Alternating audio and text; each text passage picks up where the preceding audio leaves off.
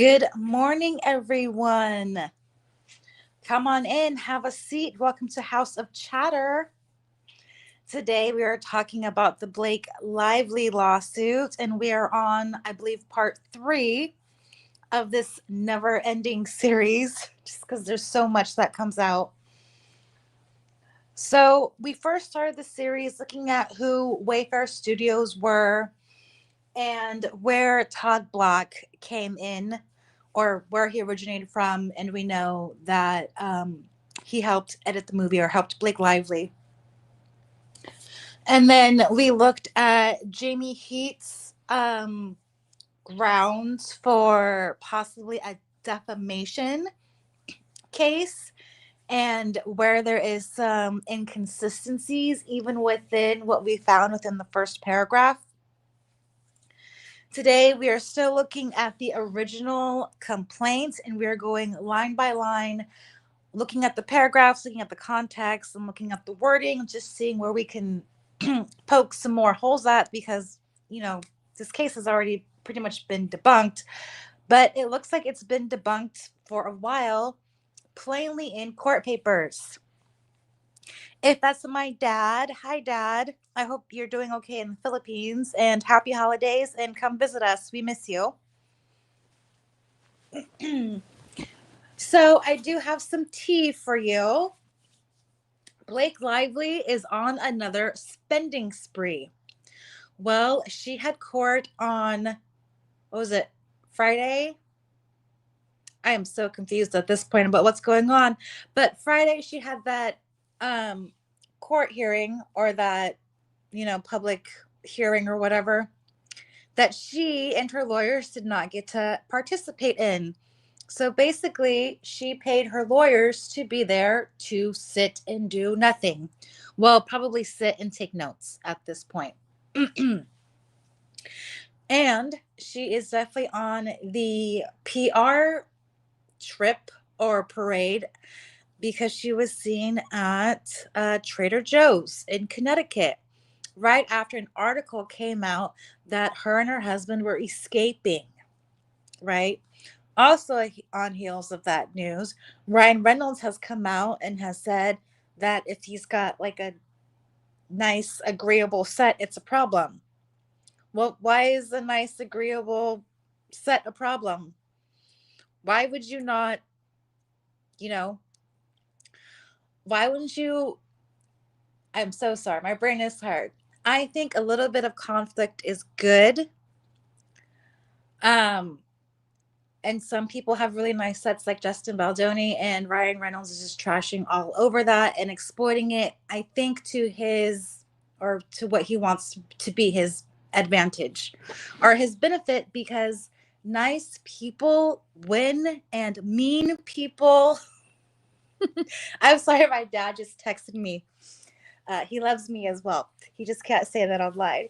But, and now I'm all off track. But, anyways, they're making the rounds in the news and in court and just spending more money. So, as I continue to go through this lawsuit, I do want to say that Michael Gottlieb wrote this, and I can understand why he wrote it and why Ezra didn't write it. So Ezra is like the work attorney or the contract, the employment, the business side of Hollywood, right? And Michael Gottlieb is famous for winning a very huge political related defamation claim, right? Against Rudy Giuliani. And honestly, when I saw that lawsuit going back and forth, I really didn't think that the victims were really going to win because of the power dynamics in that. And so what happened is maybe Blake Lively looked at this case or at this possible retaliation campaign that she's doing as the best way to get her money back because she couldn't get the book, she couldn't get the franchise, she couldn't get the Marvel money. Well, how else are they going to make their money? She spent her money, flying people to book talk She paid for hotel rooms. She took Isabel Ferrer to fancy dinners, had her over at sleepover parties. I'm sure she bought her new clothes or something, you know? So Blake Lively invested not only her ego, her wardrobe, um, but also the family money, right? And then she exploited the popularity of the movie and incorporated her own um, business related products. Betty Boo's and that whole flower blooming thing, whatever, that was incorporated, blah, blah, blah. So, what other recourse does she have to, getting back her investment, right? She couldn't win off of the popularity of the movie and then the popularity of her brands because they all crashed and burned. So, this is just another avenue to make money. And I also would like to say Michael Gottlieb also commented on the money part and not on the ethics or morals or saving the world, in regards to female empowerment and, advocacy. So I thought that was really interesting because as we're looking at this, the devil is all in the details, right? So I think we made it to like the second paragraph of this complaint, and we've already like dismantled so much just with the testimony, some of the rumors, the newspaper articles, whatever. So I'll open with the second and third paragraph. I'll read it over, and then we'll dive a little bit deeper into things of what we found later in her complaint, and then what Wayfair has said, and then all of that incorporated with some of the depositions. So we're mainly going to focus on the lead up to the January 4th meeting, because the January 4th meeting is basically where this whole entire lawsuit starts at. So in paragraph 2, it says, as discussed in detail below, and this is about that 30 point that we don't have the metadata for, that looks like it's copied and pasted. Actually, this document looks like, now that I'm reviewing it with you online again, this actually looks like a document that might have been printed out, not screenshotted, but printed out.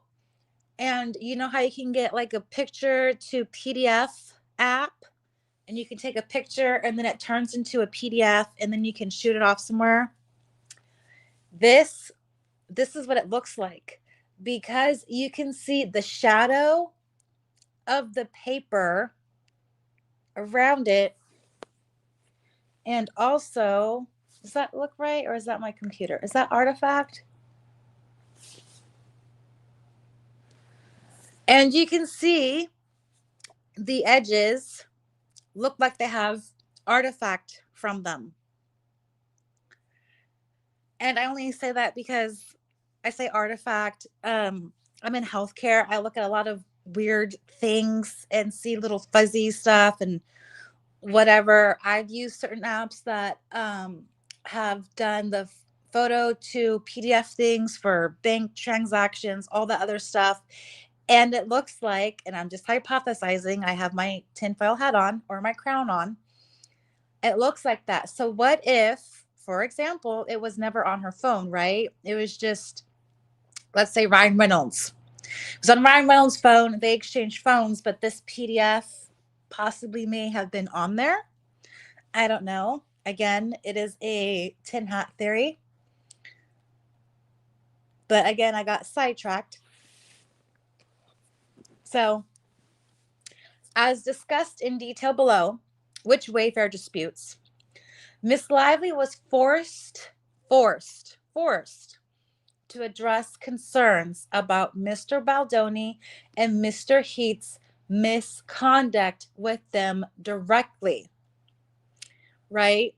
So, meaning that two of them together or whatever. and began doing so months before filming began. Now, we'll take a look at the before filming began. As far as I know, Jamie Heath wasn't part of any dispute before filming began. It was just Justin Baldoni, right? The fat shaming conspiracy, um, the rewriting, or not the rewriting, but going over the script, and then Blake Lively commenting that the one controversial scene was just like, oh my gosh, way too controversial.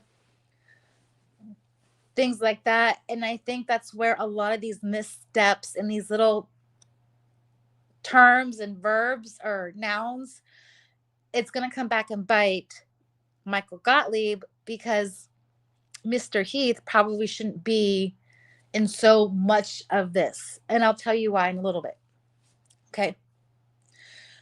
The concerns she raised were not only for herself, but for the other female cast and crew. So we know that crew didn't complain, but we know that 2 males complained of ageism, right? Because they didn't get a position or whatever. Some whom had also spoken up.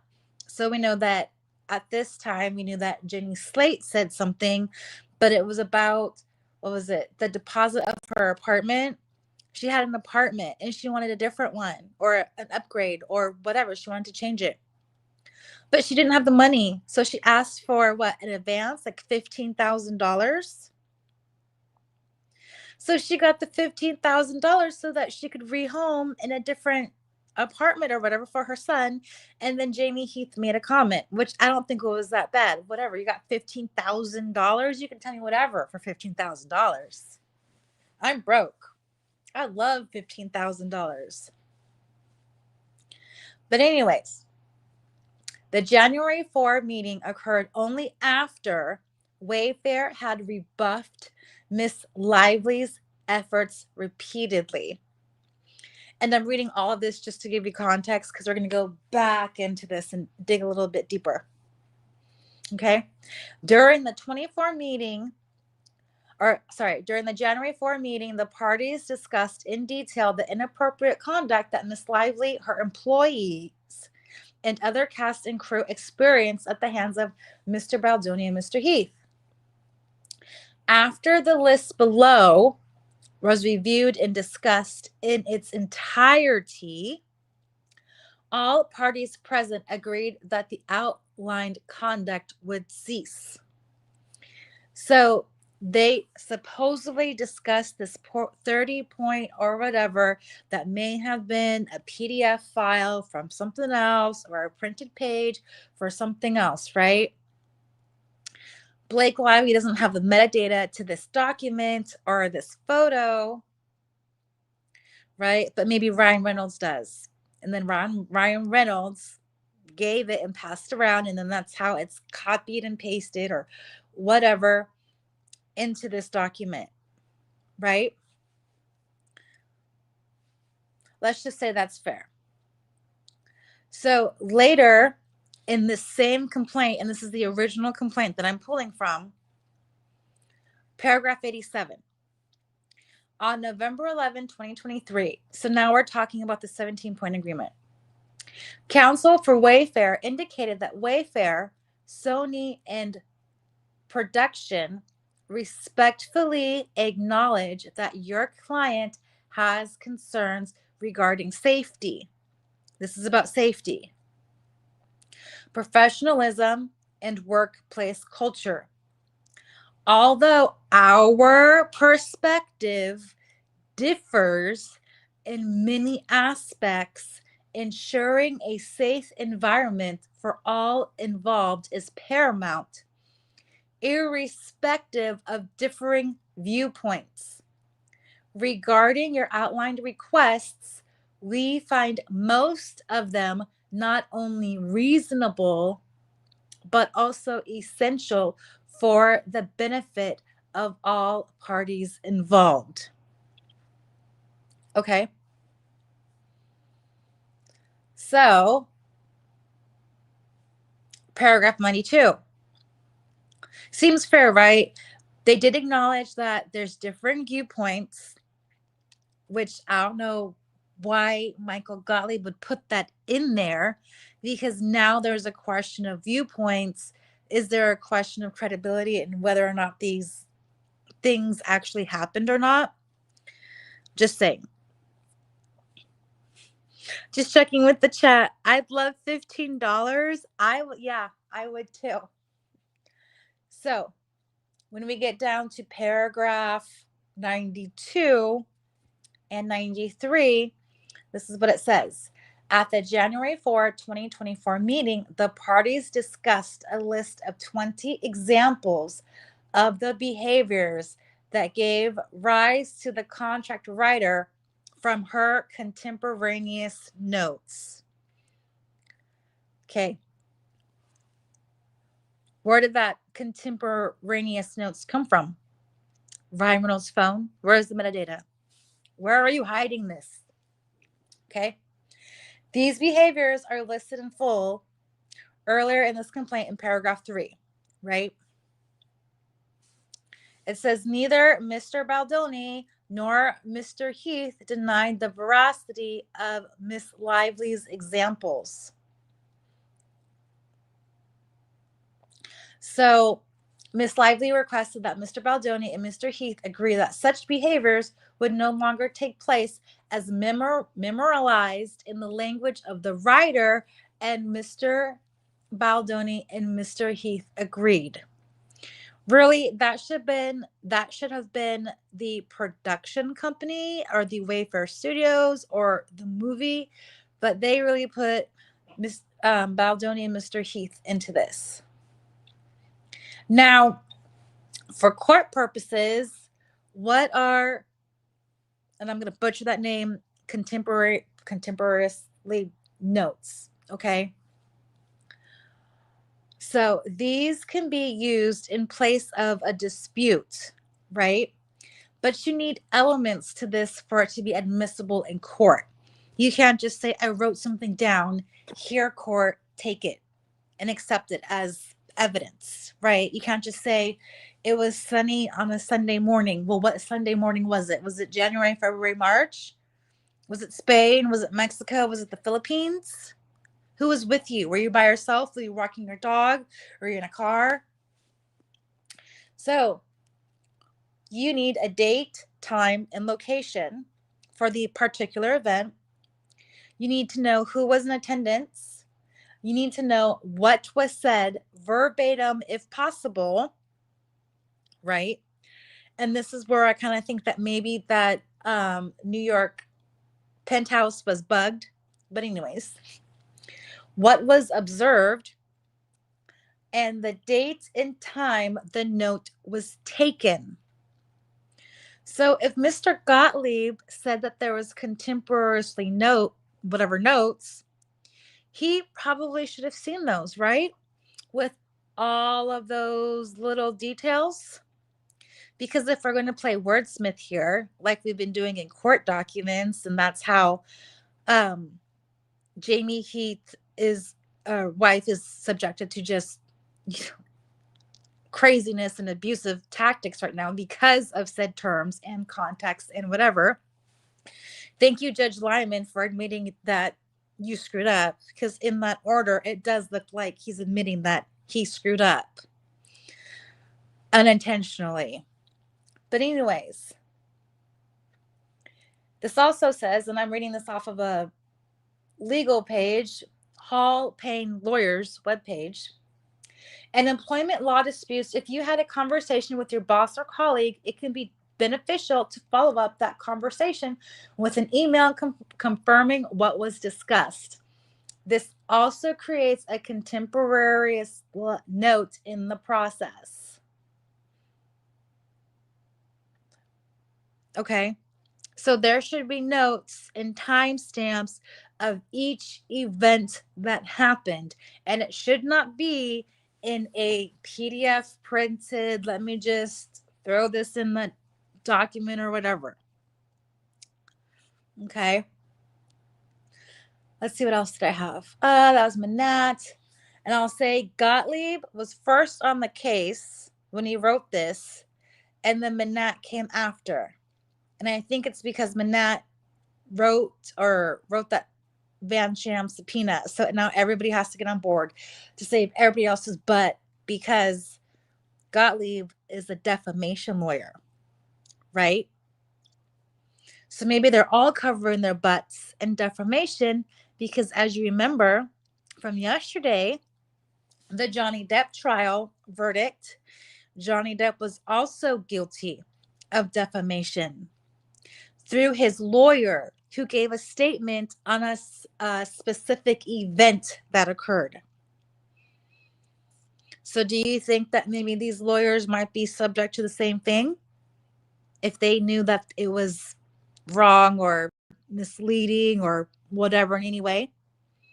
Because if I was a lawyer and I said, oops, I was part of this huge defamation case by giving away someone's phone, I'd want a lawyer of high caliber, probably before I knew who Michael Gottlieb was, because now his lawyering is in question, but that's who I'd probably want. Again, just a hypothesis.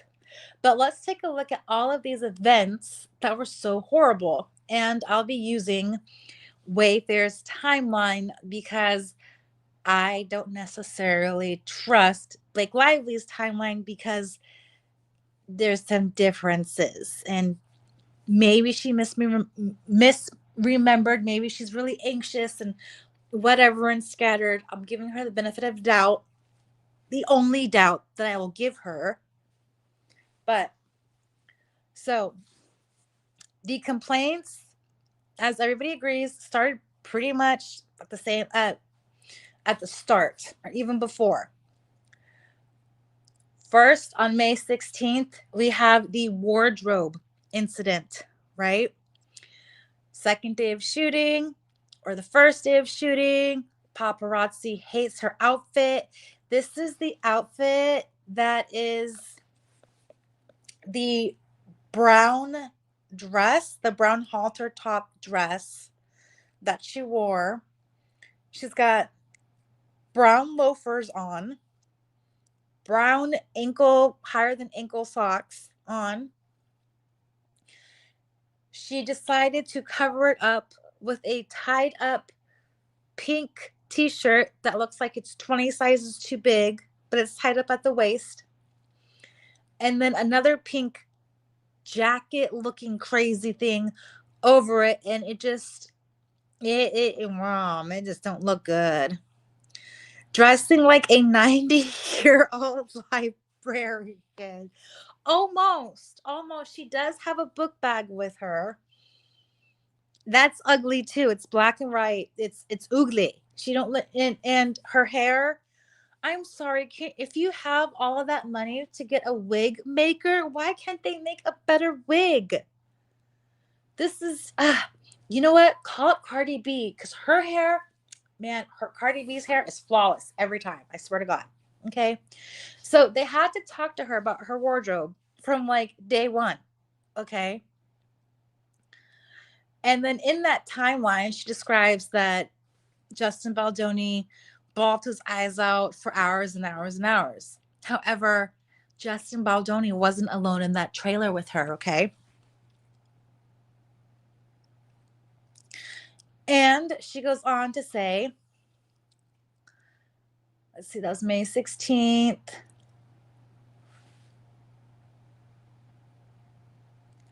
It says later that day, so this is after wardrobe, Lively texts Baldoni to request another meeting with him and the other producers to discuss wardrobe. Remember, ugly wardrobe librarian? Why? Baldoni agrees. After shooting wraps, producer, Sony executive, which I think is Angie, but I'm not sure, Heath and Baldoni approach Lively's makeup trailer. Heath knocks on the door and is invited in. Now, there's a little discrepancy in here, and we'll go into each individual event a little bit later, probably part 6, 7, or 8 or something. because it just gets juicy from here. So in there's the nanny, the makeup artist, and the assistant. And what if the assistant wrote all of this down? What if the assistant was the note taker and they had to print it off of her phone? And then you think maybe? I don't know. Just another 10 crown theory.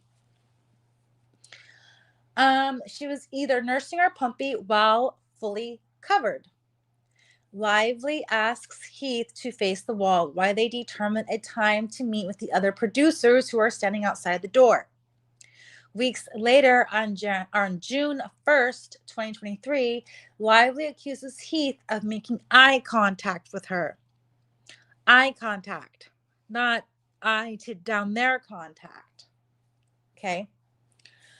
And, oh, with her while she had asked him to face the wall. While Heath does not remember doing so, he sincerely apologizes if he made monetary eye count with Lively while conversing, acknowledging that it was possible that he may have out of habit. Lively stated in front of, let's remember, her nanny, her makeup artist, and her assistant that she didn't think he was trying to cop a look. And they moved on. Okay.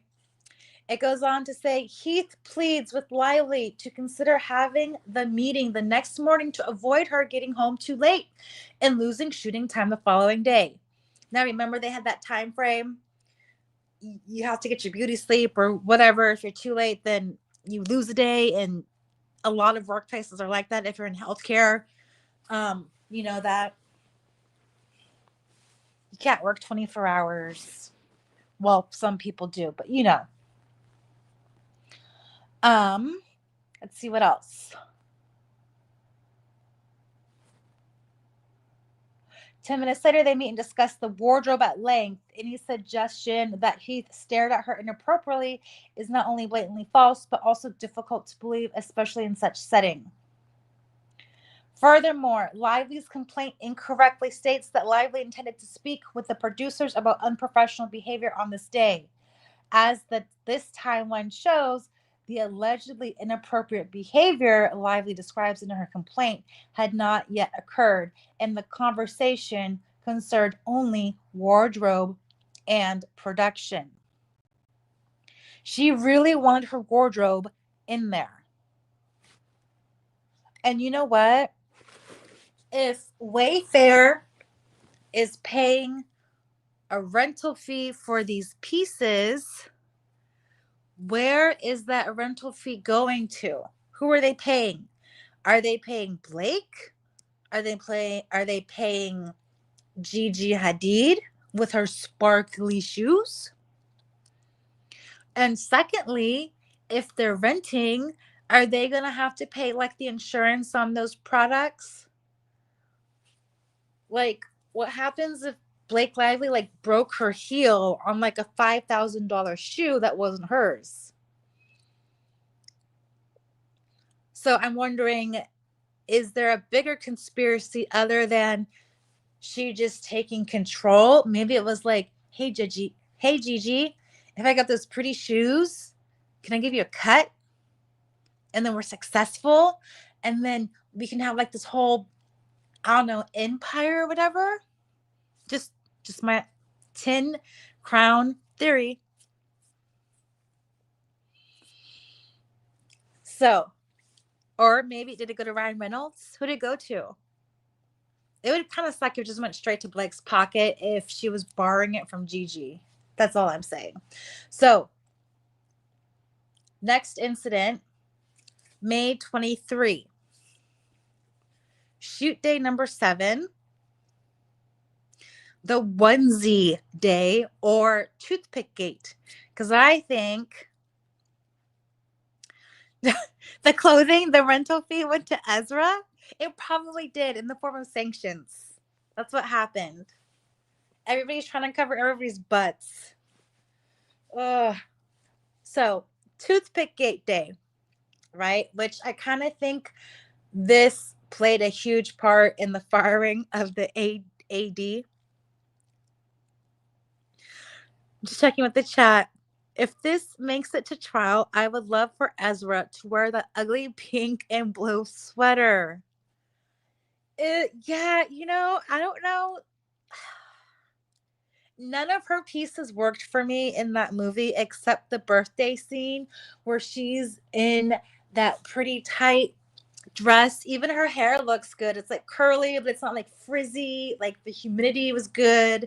She walks in, she takes off that thing, and I like that scene. I think that scene was good. Everything else was a disaster except for that scene. And those boots, yes. And I'm so glad that, because she edited that movie, right? Did you notice that all of the attention was on Justin Baldoni's body? Yeah. And she edited that. So she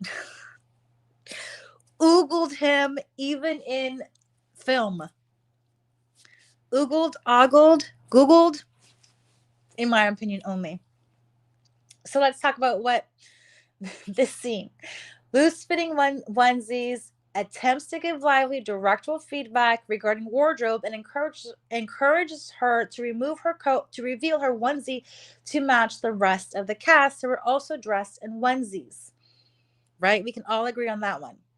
In Lively's complaint, she alleges that Baldoni used the word sexy in a tone that made her feel ogled and exposed.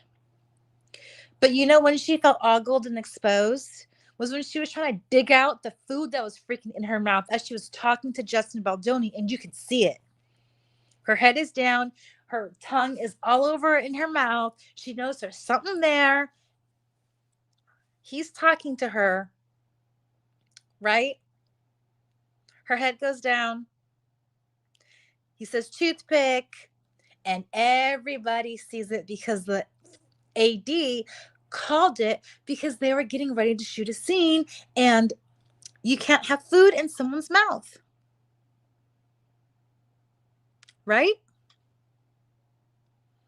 So when she was ogled, it wasn't when the sexy comment, because you couldn't hear it.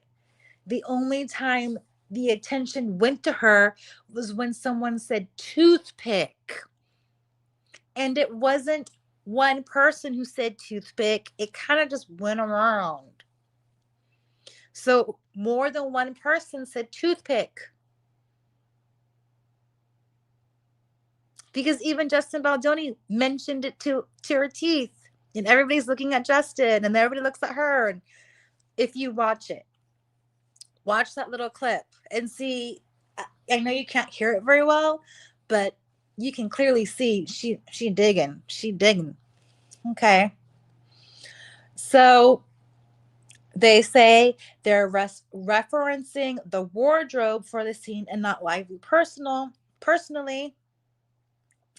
As we know, Lively wanted her wardrobe to be sexy. I honestly don't know how, but anyways.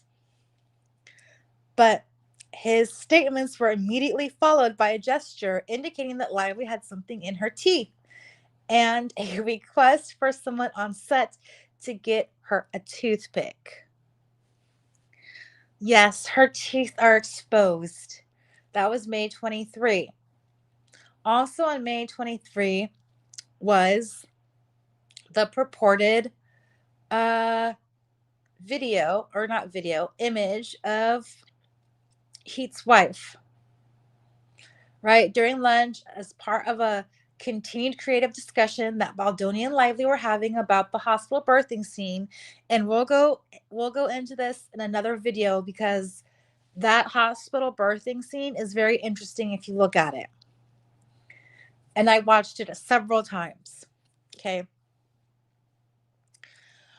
Baldoni asked Heath to show Lively his wife's post-home birth video, saying to Heath that Lively had not seen one and was presumably interested in watching. Now, it could have been lip service to Lively. I don't know. Baldoni himself had seen the video prior and felt it was demonstrative of the spirit of his vision for the birthing scene. If you watch the birthing scene, take a look on how Justin Baldoni is supporting, how Ryle is supporting Lily in giving birth. I want that. I didn't get support like that when I gave birth. I had to hold my whole leg and it was just, yep.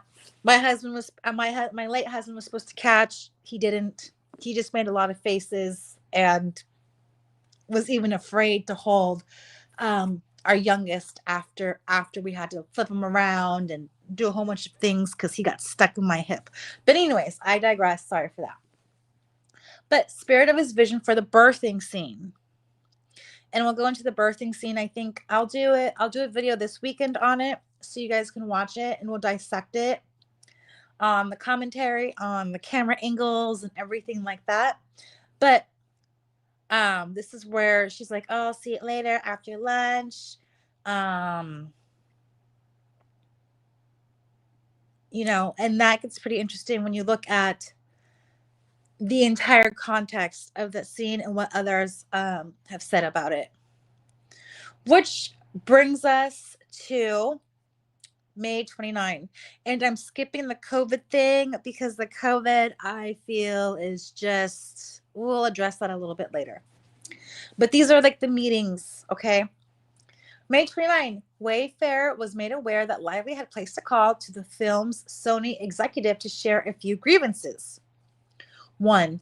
Baldoni's sexy comment about the wardrobe her character Lily, which as previously contextualized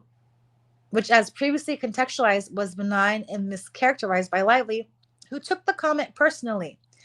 Video documentation clearly shows the comment was made in a non-provocative tone by a director to his actress and was not as Lively described. Side note, when he says hot, it is 90 degrees in that bar. Justin Baldoni has his onesie, like, tied around his waist in one of the after scenes or one of the photos. How are you wearing a jacket in 90-degree heat? I would be afraid that she would be fainting on the floor or getting dehydrated. In some other photos, you can see that her cheeks are like super red. And I'm like, dude, do you need some water? You need a cold towel? Are you okay? Should I take your core temperature? Like, I'm really worried about you overheating at that point. Second, Heath showed her a post-home birth video. Okay. Third, and this is Toothpick Gate, Lively shared her grievances about the first AD, suggested that she be replaced. She and the second AD, who is also a woman, were shortly thereafter let go. Is that because someone called for a toothpick and someone was right there joining the spot so that your lead actress didn't have food all over her mouth, in her mouth, as she's sucking on it? Because that was just okay. So Baldoni and Heath were told that during the call, the Sony executive asked Lively if she wanted to take any formal action regarding her remarks. Lively responded that she was not interested in pursuing anything formally. Following the conversation, the Sony executive informed Baldoni and Heath of Lively's narrative, both of whom were stunned by the framing of the events. They didn't deny the events, the framing of the events. And then later in her CRD complaint, filed more than a year and a half later, Lively distorted the nature of this call, claiming she had contacted the Sony executive specifically to file an HR complaint and was told Sony was powerless to act. So, do you think that's correct? Wasn't the Sony executive Angie? And let me take a look. I think I have it up. Not the timeline.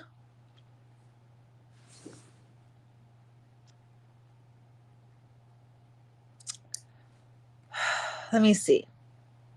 I think I had it queued, but right now I have Jamie Heath stuff queued, and the fact that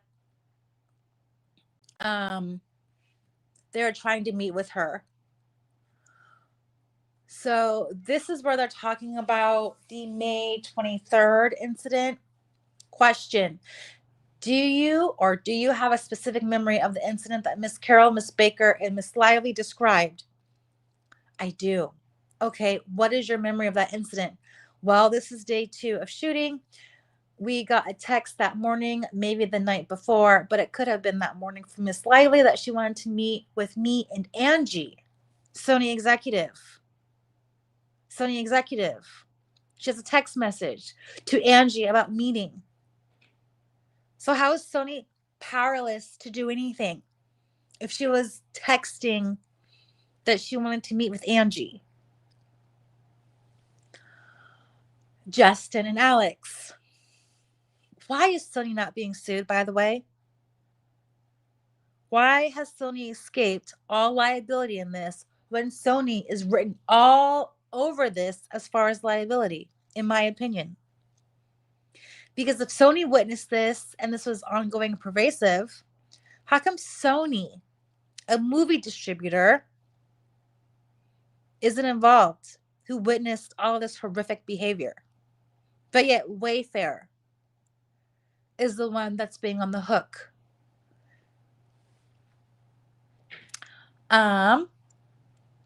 We tried to have the meeting that morning. It didn't work out. We tried to have it in the afternoon, several attempts, and we were not able to achieve. So they are working multiple times to meet with her, including a Sony executive. At the end of shooting, we were at the cemetery. I approached her and said, I know you wanted to meet today, but it's getting late, and suggested that maybe we do it the next day or something. She had said that she was going back to her makeup trailer. Could we meet her there and we could have the conversation then? Not the conversation that she wanted to have in the morning, the conversation about whether or not we were going to do it that night or the next day. So they weren't even conversating about the subject matter. They were conversating about doing a meeting about a meeting. Excuse me.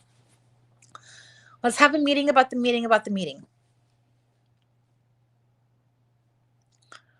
So is she accurate in this, in her context of, let's read these 2 paragraphs again. As discussed in the detail below, Ms. Lively was forced to address concerns about Mr. Baldoni and Mr. Heath's misconduct with them directly, and began doing so months before filming began. The concerns she raised were not only for herself, blah, blah, blah. Sorry, next paragraph. It says, parties discussed in detail inappropriate conduct that Miss Lively, her employees, and other cast and crew experienced at the hands of Mr. Baldoni and Mr. Heath. So it's not like they didn't want to meet with her. They were actively trying to meet with her. Right? And all of this happened in May. We got to May 23rd, right? And then May 29th, right, was the Sony email. She continues to June 1st. So she, like, I don't know, when I get anxious, things swirl in my head and I can't get them out, and they just swirl, and I'm just focusing on the same thing and the same thought. You know, it's living rent free for hours. I'm thinking, is this swirling in her head, or is this swirling in Ryan Reynolds' head? Right? Because soon after these, they asked for the dailies, I call them the dailies on June 13th. But on June 1st, Lively requested a meeting with Baldoni and the film's producers. Again, she shared a series of grievances that she appeared to have spent the past 5 days overanalyzing. So, in the meeting, she revisited the sexy comment, an issue Baldoni had already apologized for twice. Additionally, she accused Heath of looking at her on May 16th when she had specifically asked him to turn his head during a conversation in her makeup trailer. Heath explained that he didn't realize he had looked at her, but apologized nonetheless. Lively, who's not alone, acknowledged, "I know you weren't trying to cop a look."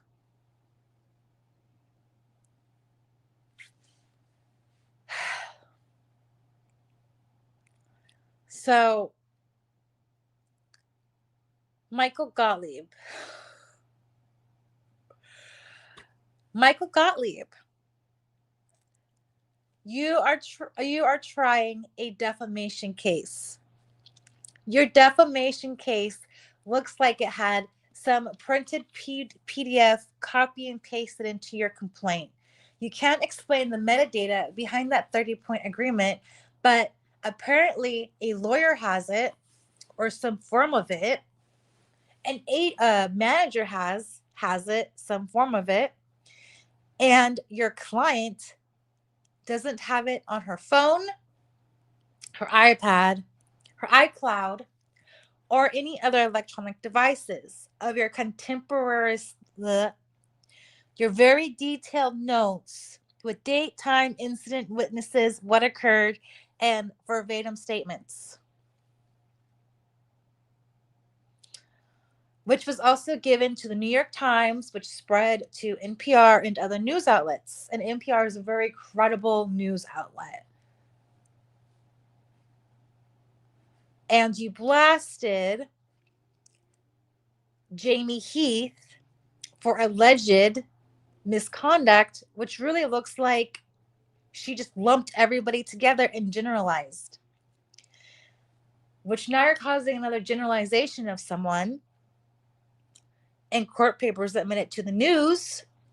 How are you not an agent for defamation when all of this can be easily disproven and the trial hasn't even gone down yet? New York Times, of course, wants this to go away, and that's why they're racing for a judgment for this to close, in my opinion. Because I'm not a lawyer. I can just Google and I can research the heck out of things, because a lot of my classes pertaining to healthcare had a lot to do with research and statistics, and that really sucks. So I guess what I'm saying is, did Gottlieb dig himself into a corner? And now everybody's in a foxhole and everybody's fighting for their lives.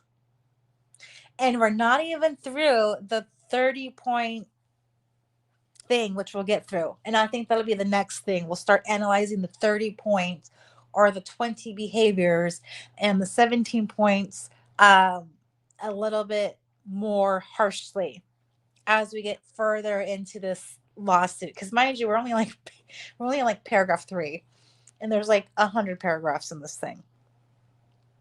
So what do you guys think? Do you guys think that Sony has more liability, or Angie of Sony has a whole lot more liability? And by the way, Angie, who used to be at Sony, is now at a different company, I believe. I'll have to double check that, but I think she went to Columbia, which is another thing. Has anybody else noticed that it's not only Sony that is a distributor, but there's like Columbia Pictures involved in this thing too? And Columbia isn't mentioned, and I'm not sure if it's like a financing, an investment thing, a distribution thing. But in any case, what do you guys think? Do you guys like this series? I would love your feedback. It helps me do better. And if I don't get to you, or if I don't come back tomorrow, in the next couple days, we're getting ready for Thanksgiving. And I want to wish everybody a happy Thanksgiving, and everybody around the world, thank you for tuning in and supporting my channel. Like I've said in previous videos, I am trying to raise awareness and support for some equine therapy organizations. We have just raised $200 for Healing Hearts Ranch LLC. That's 1 month of equine therapy to a child who's experienced trauma. So I want to thank you guys for watching. Watch again, watch as many times as you want. Let me know what else you want to hear. Please share, subscribe, like, and I will see you guys tomorrow to continue the in-depth saga of this never-ending lawsuit. I hope everybody stays safe and have a beautiful, beautiful day. Thanks, house guests. Have a great day.